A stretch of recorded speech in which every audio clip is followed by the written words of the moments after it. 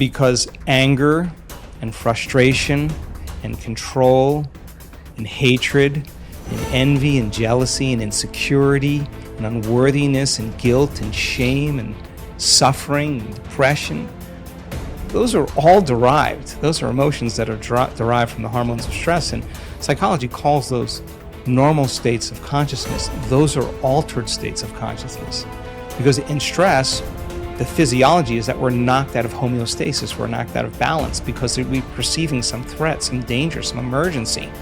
And so the stronger the emotion you feel to whatever stressor there is in your life, the more you pay attention to it. And so in time then, you have to keep your attention on all the important elements in your life. So you sit down to do a meditation, and when you're living in stress and you're living in survival, there's only 3 things that are important in that moment. Your attention is on your body because you got to preserve it. Your attention is on something in your environment, and what's in your environment? People, objects, things, places, and you're very preoccupied with time. And when you're in stress and you're in survival, the brain goes into a default mode, and it's naturally trying to predict the next moment based on what it's learned in the past. And so as you always try to forecast the future based on your memory of the past, you can't be in the present moment, right? So, and yet our model of change, what we discovered is that the only way a person can change is when they get beyond their body, they get beyond all the elements of their environment, and they get beyond that predictable future and familiar past, and they sink into the present moment, which is the unknown. So if you can't do that because of the hormones of stress, most people will sit down and they'll say, okay, I'm going to close my eyes, I'm going to start this process where I'm going to rehearse how I'm going to be today, and they start thinking about their cell phone. They start thinking about all their emails, and they start thinking, I can't meditate. There's something wrong with me. It's my mother's fault, And they actually believe that thought to be the truth, and then they get up and they actually reaffirm it and say, I can't meditate. Now, I can tell you that if you are willing to see that thought as just a thought in your brain, and you're curious what's on the other side of that thought, yeah, you're going to feel uncomfortable. But if you had some tools and skills to apply, and you were able to take your attention off your cell phone and settle your body back down into the present moment, that would be a victory. And then your body would say, come on, you gotta feel a little frustration now, you gotta be impatient, you gotta be judgmental, come on, that's what you always think, that's how you always feel. And you, like an animal, you settle the body back down into the present moment, and you tell it it's no longer the mind, that you're the mind. That's a victory. Then the body says, hey dude, you're super busy, you got a lot of things to do, you got a lot of people to see, you got a lot of places to go, you got a lot of things to do, and you've been doing the same thing every day. Your body's going to want to get up and do something. You're going to want to quit because your brain's telling you that you can't do this. If you had the awareness to settle the body back down into the present moment, you would be executing a will that's greater than the program, because most people lose their free will to those programs, and it's that tedium in the beginning that is an uncompromising will, where you keep training the animal to stay, to take all of its attention off the environment, to get beyond all the cravings, the feelings, the habits of the body, the drives of the body, and catch yourself defaulting to that predictable future, bringing the body back into the present moment, siphoning energy back, your attention into the past based on those familiar emotions of the past. We've discovered that if you're willing to do that for just a few days, you could actually liberate an enormous amount of energy from your body. You go from particle to wave, from matter to energy, and you're literally transmuting those limited emotions into elevated emotions, and something really beautiful happens if you're willing to fire the crucible and sit through that long enough.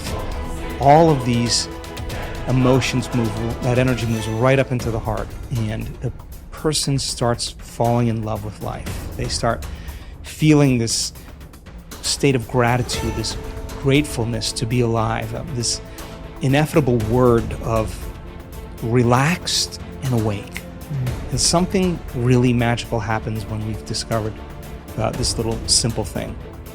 When that energy makes it to the heart, there's only one place it wants to go, and it goes straight to the brain. So the person starts relaxing into their heart when they feel this feeling, and the more they relax into the heart, the more their brain all of a sudden starts becoming aroused. And they start going into these elevated gamma brainwave patterns. Now, gamma is not unconscious. Gamma is actually super conscious. It's actually super aware. You're outside the program now. So when that occurs and the brain goes into gamma brainwave patterns, what we discovered is it's not a little gamma. It's not a lot of gamma. It's not a whole lot of gamma. It's a supernatural amount of gamma. And we start seeing these brainwaves where we see theta start carrying alpha, and alpha starts resonating with beta, and beta starts creating high beta, and high beta starts creating gamma. And you see these standing waves of brain coherence happening. And the person feels so amazing that they don't want the moment to end. A day that never came, but has managed to spoil every game.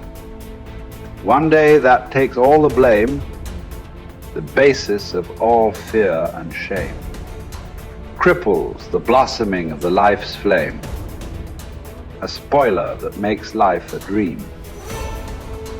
Traps the limitless in a limited scene. One day that takes all the blame, the basis of all fear and shame. Cripples the blossoming of life's flame. A spoiler that makes life a dream. Traps the limitless in a limited scene. A day that never comes but the world it rules. Tomorrow never happened to anybody, but the idea of tomorrow has robbed people. A huge mass of people of their life. Just the idea. Nobody ever touched a tomorrow in their life. Nobody ever experienced one. Nobody ever saw one. Just the idea completely robs people of everything that could be life. You can only behold now. You can never behold tomorrow. Not because it's out of reach, because it doesn't exist. You can only imagine tomorrow. You will never behold tomorrow. Never ever. But still, for most human beings, it is this, an idea. An idea whose time will never come. It is that idea which drives most people's lives, unfortunately. Even if you drive your life with an idea, even if you drive your life with an idea, you must drive with an idea whose time may come sometime, but this is an idea whose time will never come. But it still drives people. It still drives most lives on the planet. That is why most lives on this planet are not lives. They're just a bunch of thoughts, emotions, ideas, prejudices. Most lives are not a reality. They're just a psychological. They're just a psychological existence. They're just a dream, because reality happens now. Reality happens here. In your mind, only a dream can happen. And life and death will happen today. Dream is about tomorrow. It's better to dream of something that will come true. Tomorrow is a dream that will never come true. So, what you refer to as spiritual process, it's about knowing life. You can know life only today. You can know life only now. This is the moment. I'm not trying to give you a teaching. When I say this is the moment, oh, he said, this is the moment. It's not about that. This moment is not an idea. It is the only reality. This moment is not a teaching. It is the only living thing. It is the only living thing in the existence is right now, nothing else. So don't try to understand it. Don't try to digest it. You just have to behold it in all its entirety. Start with the rain, good way to begin.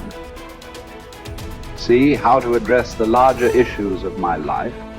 There are no large issues in your life. What is the large issue that you're talking about?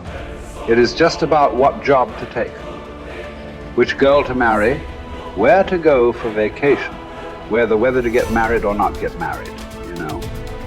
These are the things, isn't it? These are not large issues. These are little things in your life. Yes. Oh, is it just a small thing whom I get married to? I'm not saying it's a small thing, but as an issue, it's a small issue. Little issue as a consequence to your life. Yes, it has many things. But this is something that human beings have done for millions of years. We have enough experience on these things, isn't it? We know that whatever job we take, whoever we marry, it is just the way we make out of it. Every experience of life, you can make it an enriching experience. Every experience in your life, you can make a curse out of it. See, there is nothing wrong in your job, whatever job you're doing. There's nothing wrong getting this job. There's nothing wrong in losing this job. There is nothing wrong in getting married. There's nothing wrong in getting divorced. There is nothing wrong in not getting married. There is nothing wrong in anything. There is nothing wrong in this or that, but it is just that you make misery out of it. That's wrong. You do this, you make misery out of it. If you do that, you make misery out of it. That's what is wrong with you. So you got married. Is it wrong? That's not the point. There's nothing wrong with it. You did not get married. Is it wrong? No, there's nothing wrong with it. That's wonderful too. You got divorced. Is it wrong? No, that's also wonderful. It is just that you make misery out of everything. That's what is wrong. You just address that one issue, everything will be settled. That's what we are looking at. How not to make misery out of everything? If this one thing is settled, everything is settled, isn't it? Yes, if you know how to walk through this world joyfully, through marriage and divorce and celibacy and everything, if you know how to walk through this joyfully, what is the problem? Whatever you do is beautiful, isn't it? If you don't even know how to be happy, don't have such goals as realization. They are very far away from you. Happiness is not just a state of mind, it is just the basis of the quality of life that you live here. Is it such a small thing, happiness? Oh, it's just a state of mind, is it a small thing? So, biggest issue, isn't it? If you are capable of going through this world joyfully, then you could talk about going beyond. If you are not even capable of going through this joyfully, talking about beyond is no good. There is no way. I'm telling you, there is simply no way. For a person who is constantly creating inner battles all the time, how will he deal with the bondages of life and how will he transcend that? There's no question. It doesn't arise in your life. So first thing is working towards to be a blissful human being. If that happens, the rest becomes very simple. Because a blissful human being, once your happiness is not at stake, anything that's needed you will do, isn't it? Right now you cannot do what's needed because always your happiness is at stake. You are thinking which is the right thing to do, which is the right thing to do. There is no right thing to do in your life. There is no wrong thing to do in your life. If you know how not to make misery out of everything that you do, whatever you are doing is the right thing. If you are making misery out of everything that you do is a wrong thing. So that's the only issue you have to look at. Others are all petty things. What does it matter which way you do it?